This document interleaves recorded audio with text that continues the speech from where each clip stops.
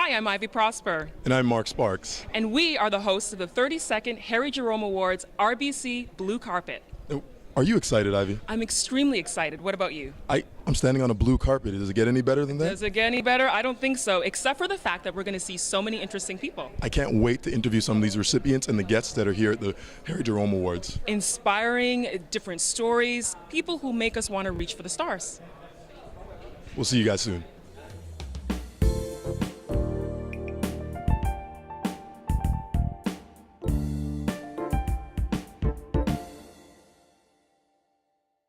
Hi, I'm here on the blue carpet with Susan Marchetti, who will be receiving the Diversity Award. Oh, thank you. It's a real honor. So, Susan, can you tell me what's your title, if you? Senior Managing Director of CBC in Toronto in the Ontario region. And I know personally that you, the CBC under your reign, for lack of a better term, has ushered in some changes that for diversity, particularly with some of the on-air personalities that we've seen. I guess, how do you feel about diversity in general on our media in Canada? Well, I think it's for the public broadcaster, it's the most critical thing that we can do is to reflect the public. I mean, who's public? This public or this public? And, you know, our efforts have all been in three main categories, basically. Around editorial choices. We have a choice every day in the stories we tell, whether we tell this story or this story. Right. As well as hiring. We have a choice in terms of whether we hire this person or this person. And in terms of outreach, we have choices. So what we've tried to do at CBC Toronto is to make choices that help us reflect the diversity of this city. We measure success by, at the end of the day, if we, CBC Toronto, actually look and sound like this city in all its diversity, we've done our job that day.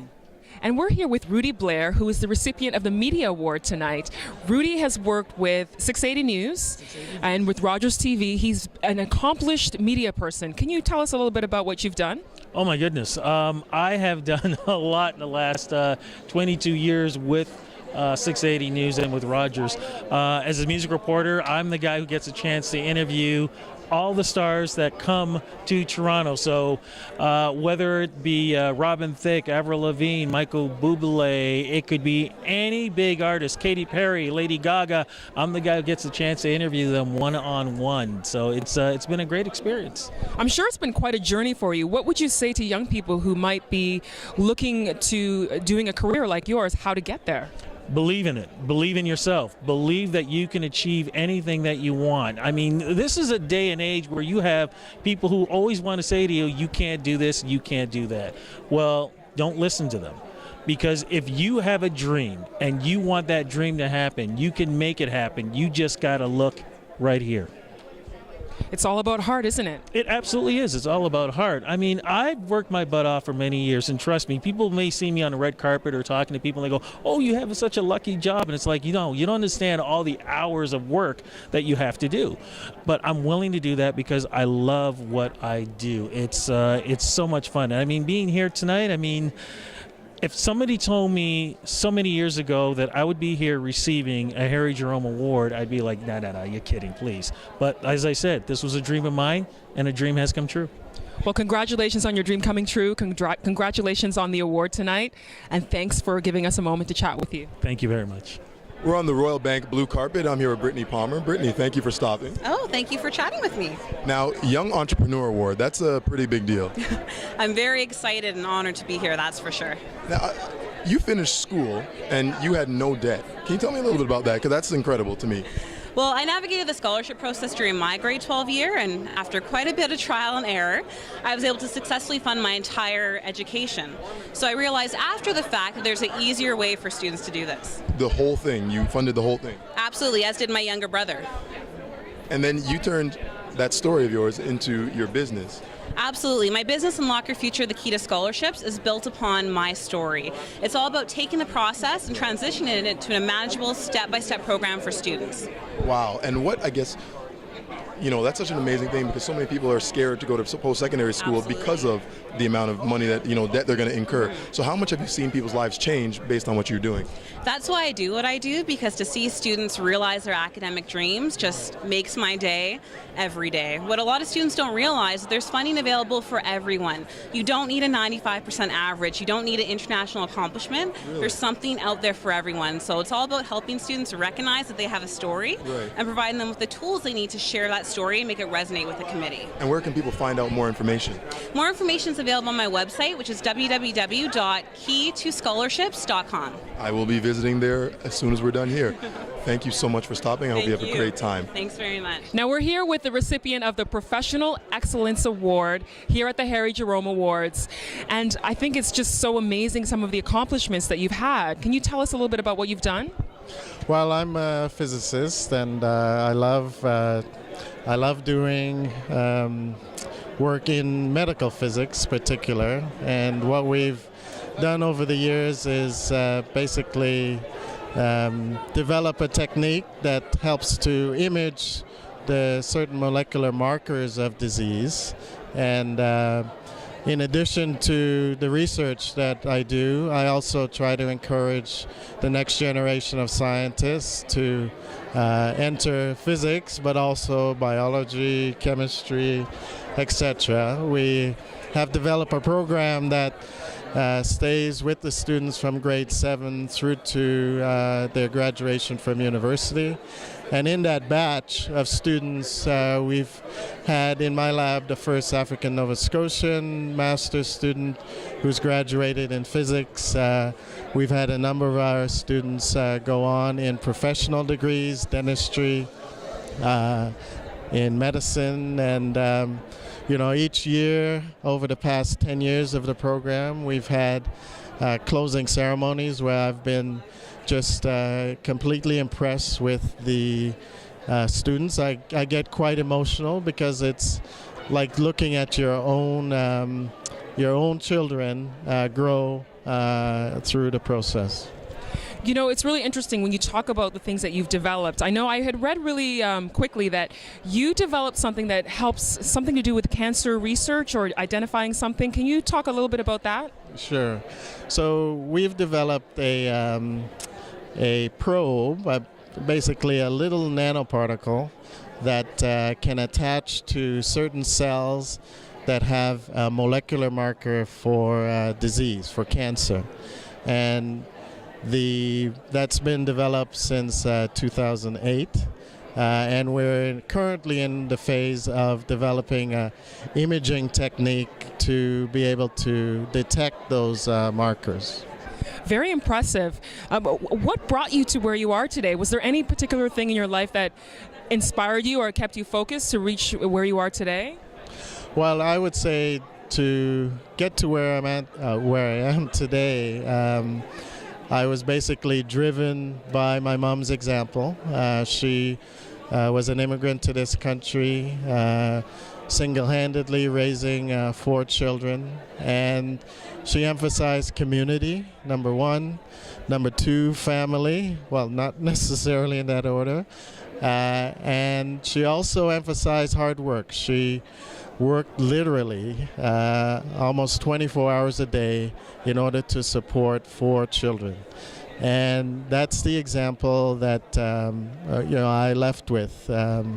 She's no longer with us, but that example is what guides me in my life today. That's a really, really honorable that you would mention your mom. I know a lot of people have mothers who've raised them, single mothers, and even if you have both parents, it's really, really important to have that foundation. Is there anything else that you want to share with any young people who might be looking up to you for the things that you've done and what you've accomplished as to how they too can make some of the huge impact that you've had on the science industry? I would say that there are the future Nobel Prize winners in physics, in chemistry and biology among the African Canadian community. One of the most telling experiences in my undergraduate career at the University of Toronto was to look at all the Nobel Prize winners in physics and not see among them, a person of African descent. So through this program and through other efforts of many people in Canada, I hope that the next generation of scientists, the next Nobel Prize winner, will come from that group. I'm here with Nicole Brooks. Nicole, thanks for stopping on the RBC Blue Carpet with me. Thank you so much for having me. This is awesome. Now, are you excited about being at the Harry Jerome Awards? I'm more than excited. I'm elated. I'm honored. I'm just elated to be with so many beautiful black people. You know what? That's an amazing thing, and you've spoken like a true storyteller. Yes. Now, you're winning the Arts Award. Yes. One of the things that I read about you was the harmonized storytelling. Can you tell me a little bit about that? Well, for me, a lot of people are like, are you a filmmaker? Are you a playwright? Are you a singer? Are you a performer? What do you do? And I said, I'm all of them. And I don't believe in looking at myself as a jack of all trades, because I Right. am a master at just about everything that I do. So I think a beautiful way of summing it up is entitling it harmonized storytelling, and Right. it depends on what I choose to tell, what medium do I choose to tell the story, Right. and then from there I'll say, okay, this is how I'm going to share that story with you. And what inspired you to be a storyteller? You know what? When I was in school, I just realized that I was underrepresented. When I say I mean black people. I didn't see myself on screens enough. I didn't see myself on stage enough. I didn't see myself really anywhere. So I was like, you know what? I need to do something about it. So I decided to become a storyteller. And I'm also really excited about history and, ancestry and, their stories. So many interesting people this evening at the Harry Jerome Awards. Right now, I am with Mr. Ojo, who is the recipient of the Academic Award. What an honor, is it? Yes, it is. I'm very happy to receive the award. Of course, I couldn't have done it without the great support of my friends and family that I've had along the way. When it comes to academics, it's something that is really, really difficult for a lot of young people, especially today with so many distractions. How do you keep focused? Well, it's always been important for me to always think about where I want to be, and that's sort of been the guiding force and the inspiration for me, as well as seeing lots of other successful people in the black community get there before me. And what exactly is it that you want to do when you graduate? Because you're graduating this year, right? Yes, I'm graduating in May, and I'm looking to pursue graduate studies at the University of Toronto, and hopefully I'll be there for pharmaceutical manufacturing. That's amazing. Is there anything in particular that you have found most memorable so far in your academic career? A lot of it has been the variety of experiences that I've been able to have and learning from different people in different groups. One of the experiences that comes to mind was 2 years ago I had the chance to go to China and research there for the summer in chemical engineering, and it's experiences like that that have really given me a lot to take away. Now, in China, what was the one thing that stood out to you that was different than being in Canada? There are lots of things. I couldn't pinpoint just one of them. Things from the language, from the environment. I did take some Mandarin classes while I was there to try to get more familiar with that, but overall it was just a great experience. I heard that you also went to Nigeria as well. Can you tell us a little bit about that? Yes, I went to Nigeria a few more years back, and that was to help with a Jacaranda book drive project, which was mainly spearheaded by my brother. And what we were doing there is we were trying to create a place in Kaduna where the different northern Nigerians and southern Nigerians could come and work together and sort of reconcile any differences that they could have and just grow and develop together. That's awesome. You've accomplished so much so far in such a short period of time. You're a young man. What advice would you give to people who are just coming up in high school maybe as to how they can get the kind of success you've had? I think the most important thing is to always stick with it. That's the number one thing. Things might not always go your way, but if you keep trying, eventually you'll get to where you want to be.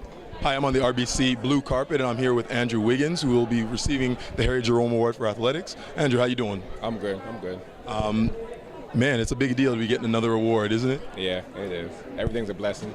Right. And what does it feel like to be recognized? You know, I always say this, I'm sure you hear it a lot, but being recognized at home for the great work that you're doing, and more so the hard work that you continually put in. It's always good to be recognized at home, especially where you're from, so it means a lot to me knowing that the people from back home are, appreciating what I'm doing, supporting me throughout, whatever I do. Right. Big question I always ask, are you having fun? Always. That's what's up. Yeah. Thanks for stopping by. We'll see you guys. Thank you for watching us on the Blue Carpet. Now, that's all the time we have for this year's 32nd Harry Jerome. Whoa. What? Are you stopping me? What did you just say? I'm telling you we don't have enough time. The night is over. But I'm having fun still. There's people to talk to. We're all having a great time. We've met so many interesting people. We've heard so many great stories. I've been inspired. You've been inspired, right? Yes, we have, but all good things come to an end. Fine. We'll tell them. It's the end of the night. Thank you so much for watching. And yeah, we hope that you keep reaching for the stars and hope that this has inspired you to continue reaching beyond the stars. Have a great night, y'all. We'll see you next year.